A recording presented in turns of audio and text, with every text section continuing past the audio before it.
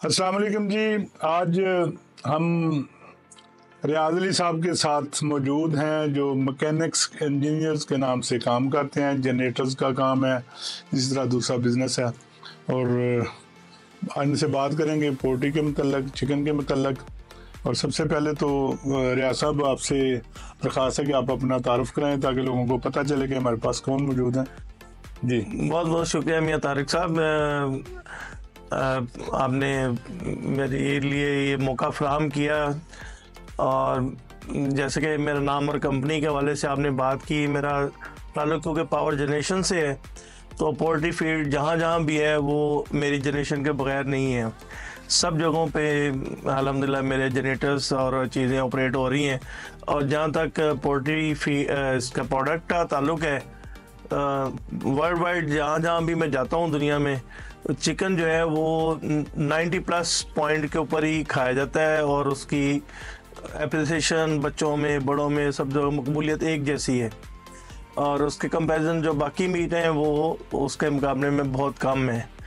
तो इसका मतलब रियाज साहब, आप हम तो लोगों को चिकन की ताकत, एनर्जी, प्रोटीन ये वो बताते थे, तो अब हमें भी आज पता लगा कि हमारे चिकन के पीछे आपकी ताकत जो है, आपकी जनरेशन जो है तो वो चल रही है। ये तो एक बड़ा अजीब सा मसला हो गया। अब हम लोगों को क्या बताएं कि हम रियाज साहब के जो जनरेटर्स हैं उनकी वजह से ये चिकन ताकतवर है, या वो अपनी फीड की वजह से, या अपनी इन्वायरमेंट की वजह से, या अपनी वो जेनेटिक चेंजेस की वजह से ताकतवर हो? नहीं, वो अपनी जो उनकी अपनी इनफरादियत है उसकी वजह से ही डेफिनेटली कि वो एक अपनी प्रोडक्ट आप है और उसका एक नाम है। वो हम तो सिर्फ एक रीढ़ की हड्डी के तौर पे काम करते हैं इंडस्ट्री में, कि आपके जनरेशन के तौर पे। हम भी ऐसे कह सकते हैं कि हमारी जो मुर्गी पलती है, जो पोल्ट्री फार्म चलते हैं, जो फीड मिल्स चलती हैं, उनमें एक जो तवानाई का चश्मा है वो आपकी तरफ से भी आता है। बिल्कुल कह सकते हैं आप, बिल्कुल जी, क्यों नहीं। बात फिर हम उसी बात पे आएंगे चिकन की तरफ के। चिकन खाने में कैसा लगता है आपको? चिकन खाने में अल्हम्दुलिल्लाह जी ज़बरदस्त है, हर लिहाज से ज़बरदस्त है। चिकन प्रोडक्ट में आप ये देख लें कि पूरी दुनिया में जैसे एग है, और किसी चीज़ का एग कम इस्तेमाल होता है, ये 2 एग जो है हर जगह पर रिकमेंडेड है कि 2 एग खाए जाए, तो ज़ाहिर है वो पोल्ट्री से रिलेटेड ही हैं और सारी चीज़ें।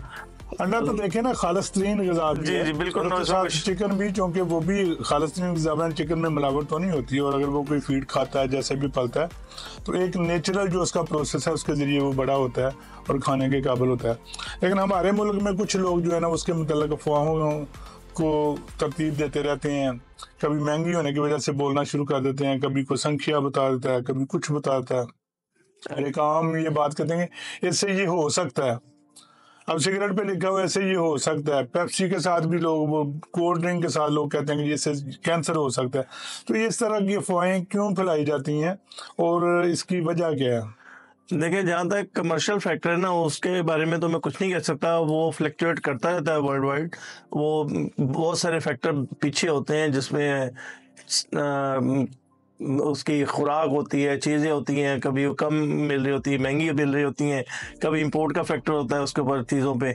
तो दूसरा, बाकी जो एनर्जी और चीज़ें जो है उसके केमिकल टेस्ट कर लिए जाएँ, लैब टेस्ट कर लिए जाएँ, तो एक जैसे ही निकलते हैं, कभी उसमें कमी बेशी नज़र नहीं आती। अच्छा, मुझे ये बताएं कि आने वाले दिनों में रमज़ान शरीफ आ रहा है, तो रोज़ा रखने से ज़ाहिर है 2-4 दिन बाद जिस्म में नकाहत भी महसूस होती है, कमज़ोरी महसूस होती है।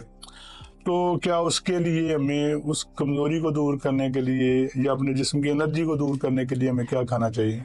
देखें, चिकन भी एक one of the best energy item है, इतनी बेहतरीन कि आप पूरी एनर्जी ले सकते हैं। आप खाली 2 एग से शुरू कर लें तो आप पूरा सैरी कर सकते हैं। अफ्तारी में आप चिकन के पकोड़े खाएं तो आप इससे बड़ी एनर्जी आपको मिल ही नहीं सकती जितनी बड़ी। आपके कहने का मतलब कि जो सेरी है उसमें हम अंडे खाएं, उससे प्रोटीन और एनर्जी लें, और जो सारा दिन के बाद जो हमारी एनर्जी में और प्रोटीन में कमी हो वो हम उसको चिकन पकौड़े और चिकन की दूसरी डिशेज, चिकन कढ़ाई और चिकन बारबेक्यू, तो उससे फौरी एनर्जी जो है ना वो हम चिकन से हासिल कर सकते हैं। जी बिल्कुल, आप ये भी कर सकते हैं, और दूसरे आप स्मार्ट भी बहुत ज़्यादा हो जाएंगे क्विकली। तो जी रियाज साहब, आपकी उम्र क्या है? अल्हम्दुलिल्लाह मैं 63 में हूँ जी। ये मर्दों वाली उम्र है या औरतों वाली?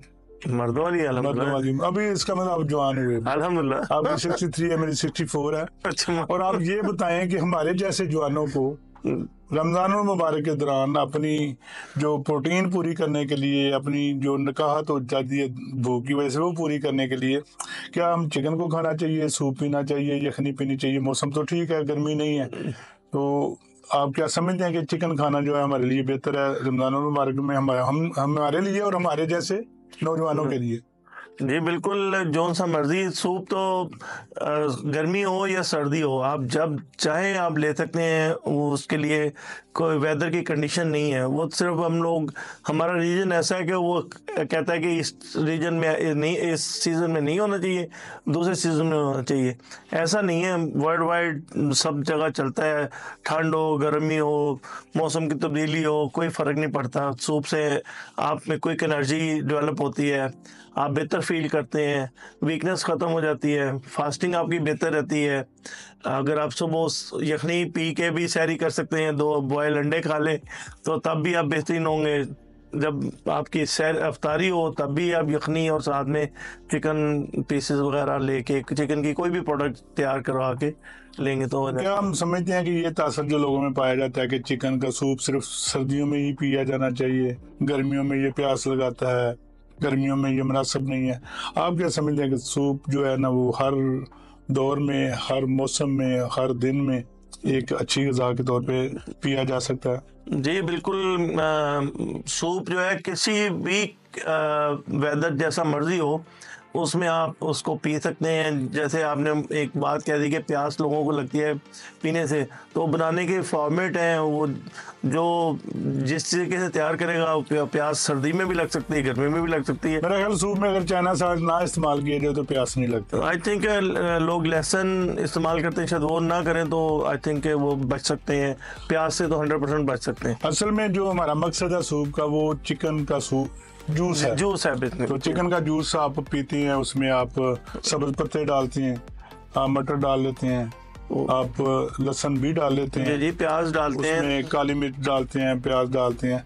तो जो आपको हस्बे जायका आपको पसंद है आप वो चीज़ डाल सकते हैं, जो आपको ना अच्छी लगे वो आप ना डालें। लेकिन बहरहाल जो जूस है चिकन का वो पीना आपकी कमज़ोरी को दूर करता है, आपको रोज़े रखने में, तंदुरुस्त रहने में मावन बहुत आला रहता है। जी मैं समझता हूँ कि एज कम्पेरेटिव बाकियों के आपको बहुत ज़्यादा। रमज़ान मुबारक के हवाले से हम अपने दोस्तों को ये पैगाम देना चाहेंगे कि रमज़ान मुबारक में आप अपने जिस्म की एनर्जी को पूरा करने के लिए, प्रोटीन को पूरा करने के लिए और नकाहत को दूर करने के लिए चिकन सूप का इस्तेमाल करें, और खाने में सुबह अफ्तारी में अंडों का इस्तेमाल करें, और सॉरी अफ्तारी में हम अपने दोस्तों को ये मशवरा देना चाहेंगे कि वो रमज़ान मुबारक में अपने जिस्म की प्रोटीन पूरी करने के लिए, एनर्जी पूरी करने के लिए और अपने जिस्म की नकाहत को ख़त्म करने के लिए सुबह सेहरी के वक्त 2 अंडे खाएं, और अफ्तारी के वक्त चिकन पकौड़े और चिकन से बनी हुई दूसरी ग़िज़ा जो है वो उसका ज़्यादा से ज़्यादा इस्तेमाल करें, ताकि उनके रमज़ान मुबारक में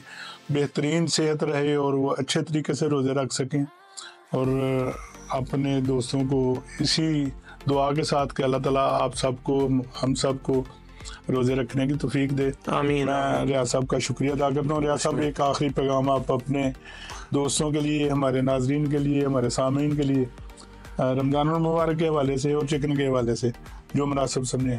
जी बिल्कुल, जैसे हमने बातें की हैं तो मैं समझता हूँ कि रमज़ान मुबारक तो हर बंदे के लिए बहुत इज्जत और तकरीम वाला, बरकतों वाला महीना है।